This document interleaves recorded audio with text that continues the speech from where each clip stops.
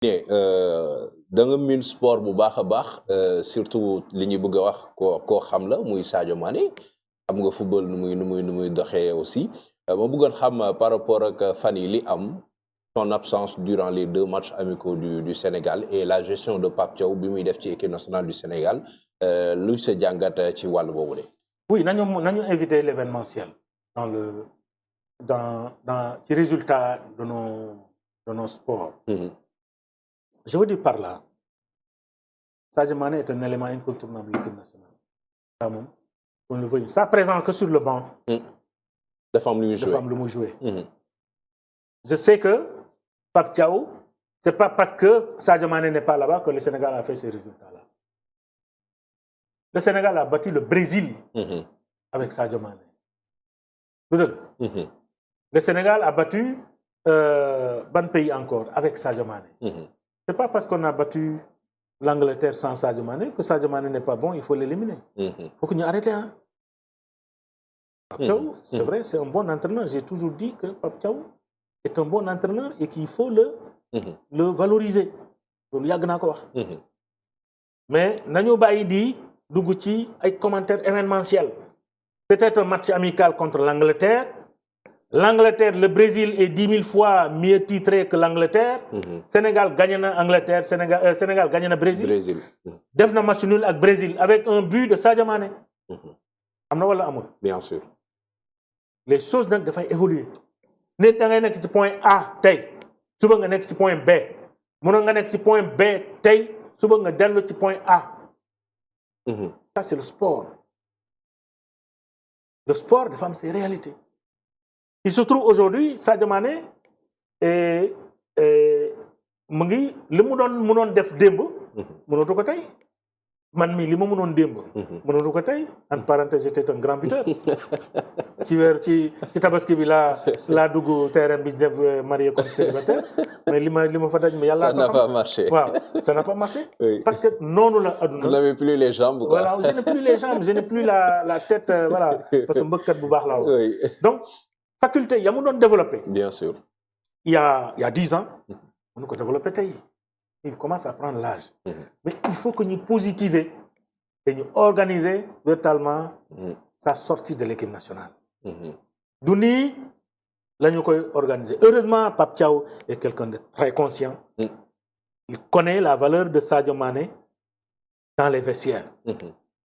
Aujourd'hui, dans le football moderne, les matchs se jouent dans les vestiaires. Effectivement.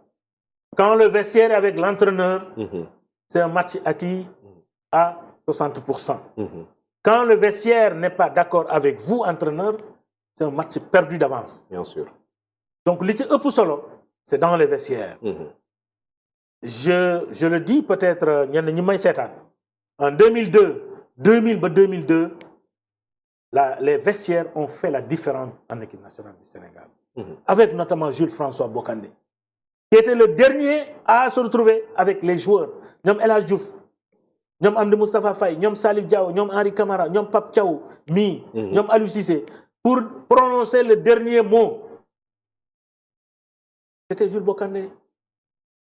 Parce que Nyom Bougnou Guéné, Metsu Guéné, Mawad, qui nous todo, qui Wad Guéné, Nyom Guéné. Comme d'ailleurs des joueurs, c'est le Sénégal qui joue. Vous avez le drapeau à la poitrine. Vous aurez le drapeau sur les tribunes. Et vous avez le Sénégal derrière. L'Olympe Fidef, Sénégal lay Fanani, Sénégal lay Yendo. Donc vous n'avez pas le droit aujourd'hui de baisser le pied. Voilà le discours de Jules-François Bocandé. Et alors, beaucoup de fait, il est galvanisé parce qu'El Hadj Diouf est le sorti. Aujourd'hui, c'est ce qu'il incarne en équipe nationale. Même quand il y a des El Hadj Diouf est joueur dans les vestiaires qu'il puisse prononcer un discours. Parce que c'est l'autre entraîneur de l'équipe nationale. Bien sûr. Ces gens qui portent le discours psychologique. Oui. On l'a même vu avec Abdou Diallo, la Coupe d'Afrique. Coupe d'Afrique, il faut qu'il y ait. Mais Abdou Diallo, bien sûr. Oui. Tu n'as pas de leçon à nous donner. Oui. Mais quand El Hadj Diouf va dans les vestiaires, bien sûr. Quel que soit El Hadj Diouf, le mot de fille, frasque, ainsi de suite, il est resté quand même, il est 2 fois ballon d'or bien sûr. africain. Le ballon d'or africain, quand mon Kofi Am, à part Sadio Mané. Donc dañ ko war a valoriser. kooku discours bu muy porter. dafay porter dans les vestiaires. et bu porter dans les vestiaires une fois sur le terrain dafay am lu muy marqué sur le terrain. Il faut faire la même chose avec Sadio Mané. Il faut faire la même chose avec Sadio Mané. Sadio Mané, il faut jamais le sortir de l'équipe nationale. Même le jour où il ne sera pas compétitif, Sadio Mané, il ne faut pas le sortir de l'équipe nationale du Sénégal. Aujourd'hui, dans les grandes équipes, le Nigeria, bi muy dajale fii di ay trophée di jël ay Égypte, c'est parce que ils ont essayé de regrouper l'ensemble de ces anciens joueurs qui ont marqué l'équipe nationale à côté de l'équipe. Le Nigeria venait avec presque 20 joueurs yoo xamante ne véritablement ay Georges Finidi, ay Soros ñoom ñëpp toog dans les tribunes en portant le maillot nigérian. Donc ils sont dans les tribunes. Man joueur mi nga xamante ne kii sama idole la woon su ma ko séenee dans les tribunes et que j'ai le ballon dina am nu ma koy defee du ma ko caaxaane. Mais si je vois Mohamed qui ne connaît rien du ballon te su nekkee foofu du ma ko xàmmee bal bi fu ma neex bu demee sama yoon nekk.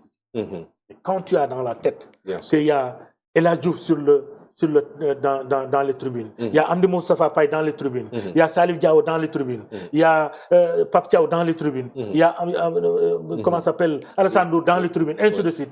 boo téye bal yow en tant que jeune yow en 2002 nga toogoon sa télé wala sa juddoo nga leen di seetaan bu match bi jeexee ngay daw ci talu Ndakaaru yi boo téye bal dina am noo koy defee. D'accord. Il faut jamais sortir Sadio Mané de l'équipe nationale comme niñ koy defee. dafa am ñoo xamante ne nag xamuñu démb. ku xamul démb yow tey rek ngay xam am na ñoo xamante seetaanuñu Sadio Mané c'est ça la réalité aussi. Exactement. boo seetaanu Sadio Mané da ngay ne kii xamul dara. voyez, Sadio n'est pas n'importe qui dans ce pays. Il faut le protéger. Il faut le protéger. Il doit être protégé. Il doit incarner aujourd'hui une place dans notre football. Pour tout ce qu'il a fait pour l'équipe nationale du Sénégal. Moi, j'étais au micro du Sénégal du Coupe d'Afrique Bobo. Coupe d'Afrique B. J'étais au micro. Man il a pris le ballon. Il a posé le ballon. Il va tirer. Cette dernière balle, le Sénégal de la Coupe d'Afrique, il a marqué, c'est Sadio. Bien sûr. Pourquoi il a été le dernier tireur? C'est psychologique. Effectivement.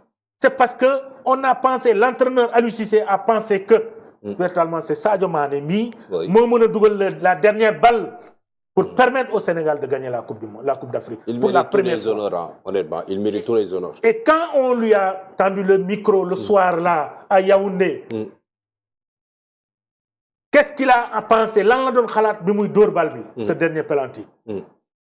Il n'a pas dit le Sénégal. Il n'a pas dit son père. Il n'a pas dit sa mère. Il n'a pas dit son oncle. Il n'a pas dit son club. Il a dit j'ai pensé à Aliou Cissé. Pour le sacrifice que ce dernier a fait pour que le Sénégal ait la Coupe d'Afrique. Bien sûr. Il a dit j'ai pensé à Aliou Cissé. Et ça doit être fort. C'est un message très fort. Très fort, oui.